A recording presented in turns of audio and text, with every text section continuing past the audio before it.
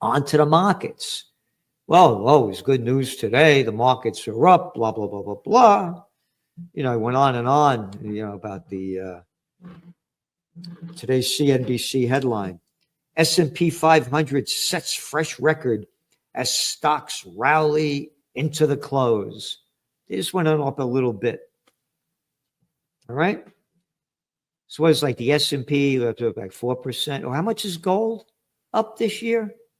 Oh, it's only up almost about 12%. Oh, it just closed today, $5 from its high. No, we're not going to report that. We're not going to talk about that.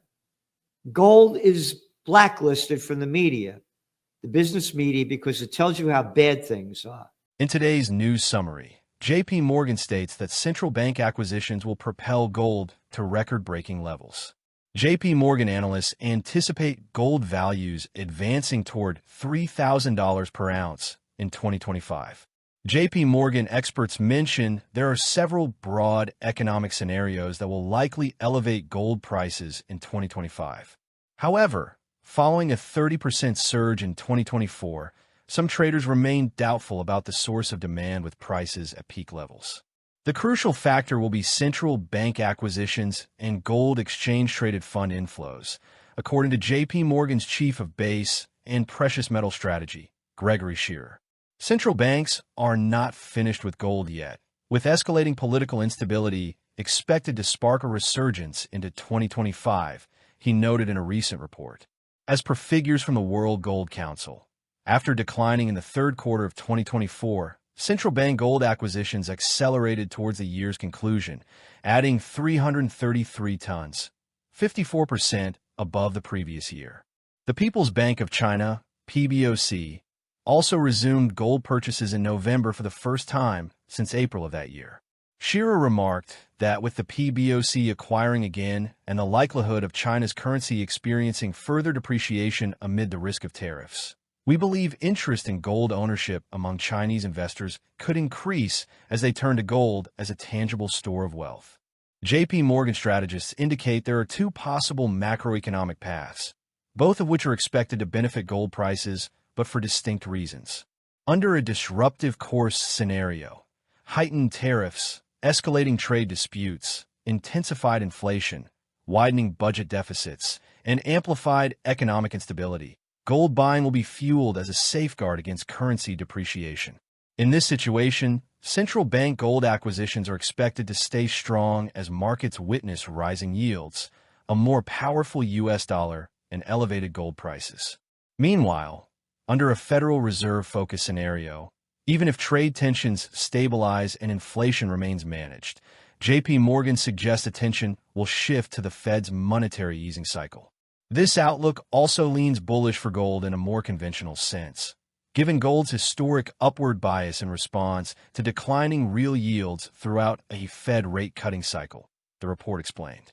Regardless of the scenario, both outcomes will contribute to gold prices approaching JP Morgan's projection of $2,950 per ounce by the fourth quarter of 2025. Now, we'll present the top moments from the latest interview. Be sure to like, subscribe, and enable notifications so you don't miss our daily summaries.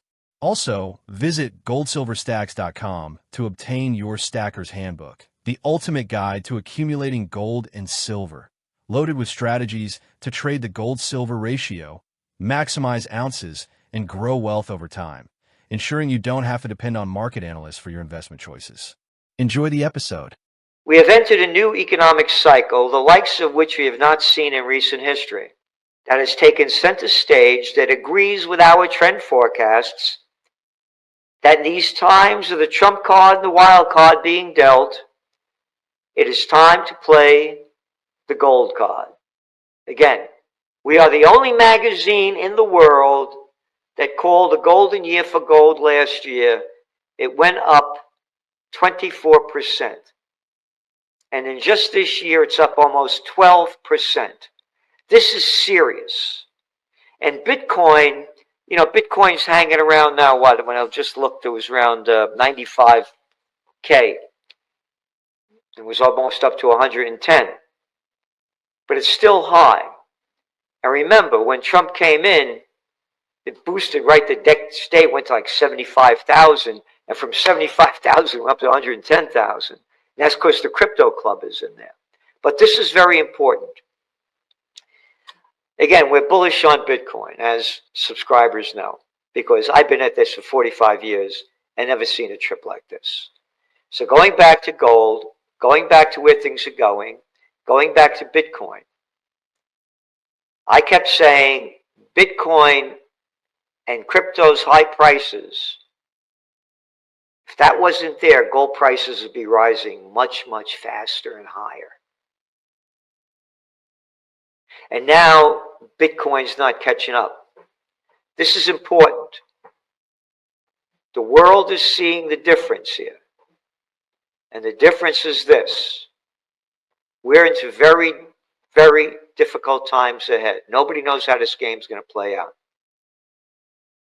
So, on the positive end, great what Trump is doing, ending the Ukraine war. Terrific.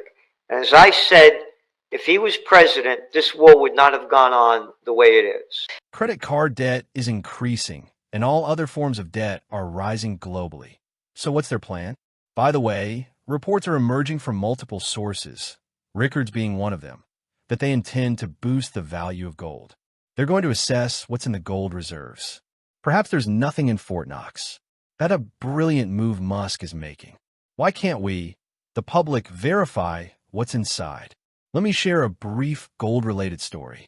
My father, may he rest in peace, told me this tale when I was about 17 years old.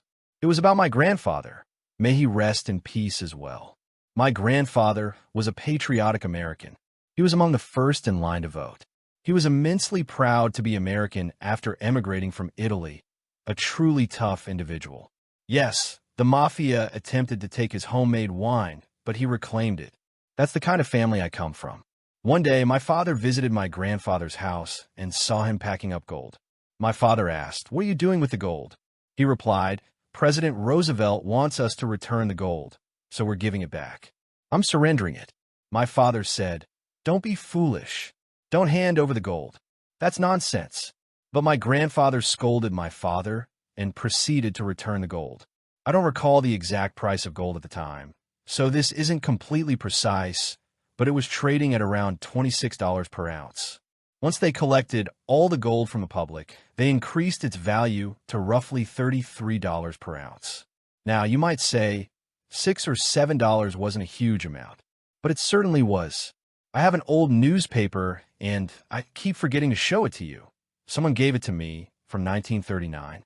The building I'm in, called the Mohan Market, was originally a produce shop. There's an ad in the 1939 newspaper that reads, "Lemon meringue pie, family size, 15 cents, or 2 for 29 cents. A 1-cent difference." A penny carried significant purchasing power back then, understand? So when they raised gold prices, it was likely the equivalent of a couple $100s in today's money. They may hike the value of gold now as a way to reduce the deficit, claiming, "We have these assets, and we're cutting down our deficit." That's why I'm extremely optimistic about gold. We don't offer financial advice. We're market trend analysts. What's your view on Cent's latest projection? Do you believe $3,000 gold is achievable this month, or do more obstacles stand in the way? Will central banks continue accumulating all the gold? It's amusing how Gerald Celente has reversed his stance after being pessimistic for nearly 2 weeks, suddenly turning bullish on gold as he recognizes market conditions pushing prices upward. Drop your thoughts and price forecasts in the comments. Let's see how this unfolds in the coming weeks. Now, click this video right here. It's the perfect match for you, and I'll catch you on the other side. Don't forget to like our video and subscribe to our channel. Your comments are very valuable to us. Please make a small comment.